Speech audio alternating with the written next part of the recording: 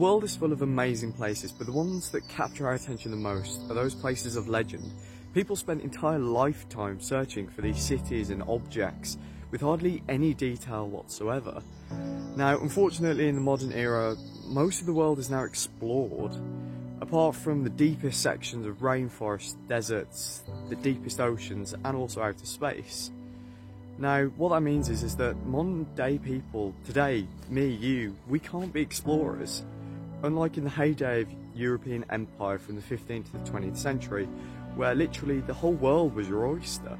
No more modern day Lara Crofts or Nathan Drakes for the people of today. But that's something that I'll talk about later. For now, why don't we actually look at what people gambled their lives on? In the 16th and 17th centuries, Europeans believed that a place of extreme wealth existed in the New World. Today, the New World is known as the Americas, specifically South America. Their target was El Dorado, a city made of gold. More gold than you could even imagine. The streets, the buildings, the art, all lined with gold.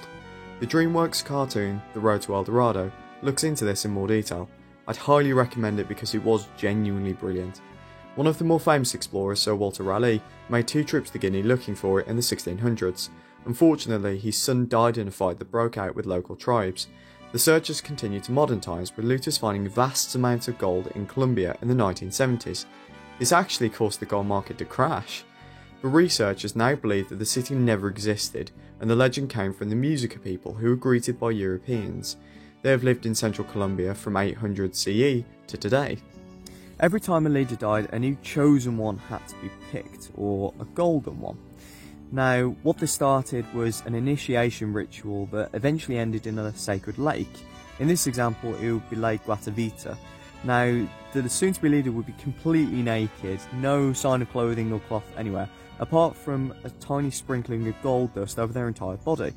Now, at the end of the ritual, in the lake, what they would do is they would throw gold gifts and precious materials into the lake to give it to their gods. To these people, the materials themselves didn't have any particular value. They couldn't be used to purchase or barter different goods. It wasn't like you had a gold bar and you would trade that for an egg. All they had was spiritual connections. And from this, the El Dorado legend just spread to Europe. People were looking for a city made of literal gold, but all it really was just gold pots and gold jewellery at the bottom of a lake. But the most important question, treasure hunt anyone? Even further back is when the legend of Atlantis starts. Plato, a Greek philosopher, mentioned Atlantis in his Timaeus and Critias dialogues in 960 CE, but he spoke of the legendary island nation having existed 9,000 years previous. He only knew of it because of stories passed down. This great island nation was larger than Libya and Asia Minor together, just beyond the Pillars of Hercules, which is possibly the Strait of Gibraltar. It had an advanced civilization. Its king was Atlas, the son of Poseidon, who himself protected the island.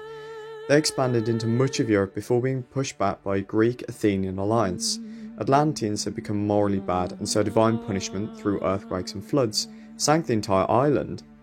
Now, people have been trying to find Atlantis for hundreds of years, thousands of years, but all attempts have failed. Now, the closest actual answer to an Atlantis is the Greek island of Santorini. Not even that Atlantis itself existed as like a physical location separate from somewhere else. Santorini is a half-submerged caldera that was caused by a massive volcanic eruption and also a tsunami. As you can see, it's a similar story of the destruction and the end of days of Atlantis. Now, some people even disagree with this because they think the timings of the eruption don't really map onto what Plato talks about.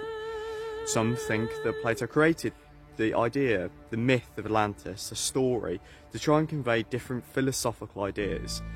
But Plato died thousands of years ago, so it's not like we can actually ask him face to face. Maybe the only way to actually find out is to take our dive for ourselves. Zerjura was the name given to a legendary oasis said to lie in the heart of the Libyan desert. It originally came from a 13th century document by Emir Othman al-Nabulsi and a 15th century treasure hunter guide called Kitab al-Kanuz, or the Book of Hidden Pearls. It spoke of an intricate gate that should be opened by a key in the bird's beak that decorated the door. Within a valley lay the city, with its white houses surrounded by palm and olive trees, springs and pools, a desert miracle. An informal band of members under the so-called Zazura Club set out into the Libya desert to try and find Zazura from 1930 to 1939 by motorcar, but it was never found, despite hundreds of kilometres squared of the Libyan desert actually being searched for. And to this day, no oasis by the name of Zazura, an oasis city, has ever been found. So if you decide to go for yourself, make sure that you take some water. Matsu and the closed entrance to the underworld. In an early Asian creation myth, Izanagi and his sister wife Izanami were responsible for all of creation. Izanami died after giving birth to the fire element. Saddened, Izanagi made his way to the underworld to get her soul back, but was warned not to look at her under any circumstances. But despite being warned, he did. He looked on at her and saw the rotting body that she'd now become.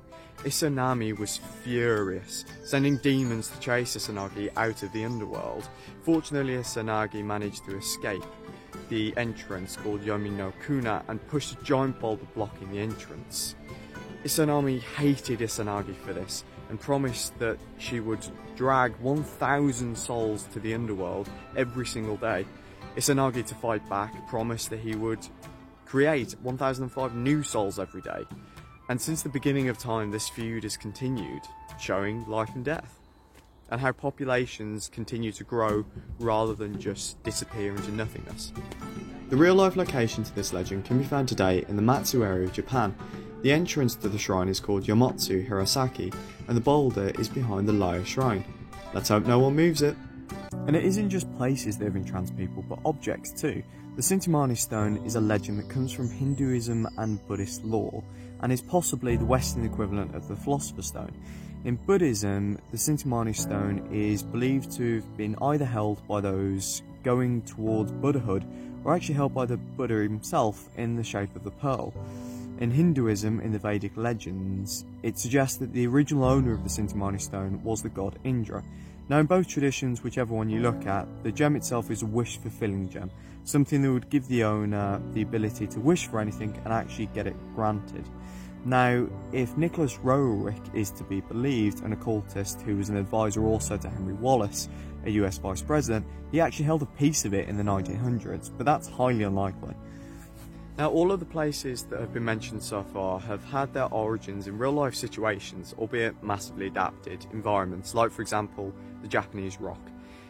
Or they've come from really uncertain mythology, which unlikely ever existed. That's what mythology is. It's a story to convey a particular type of moral. It's not something that necessarily actually did exist. It has no proof for it. But if you look today at the places around you, you can find a lot of amazing places too, and also the objects that we know to exist as well. In the year 1900, divers recovered a metal device that had been under the sea for 2,000 years. It became known as the Antikythera mechanism. The corrosion had made it unrecognisable, but it seemed to be a series of gears and rings. Nothing as sophisticated had appeared for more than 1,000 years after it. CT scans in the 2000s discovered that it was the world's first computer. In a sense, the device monitored the planetary bodies in space and was able to predict the timings of lunar and solar eclipses all by itself.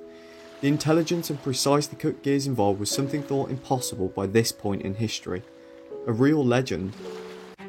And just like objects, the same can be said of places. Whether it is the sandstone city of Petra, the peaks of the pyramids of Giza, the vastness of Mexican cenotes, or the magnitude of the Great Wall of China. But it really doesn't need to be that grand. The area where you live will have man-made and natural structures that won't be able to be found anywhere else in the world. All you need to do is just look outside. The greatest treasures and places could literally be waiting for you just out there. Happy hunting!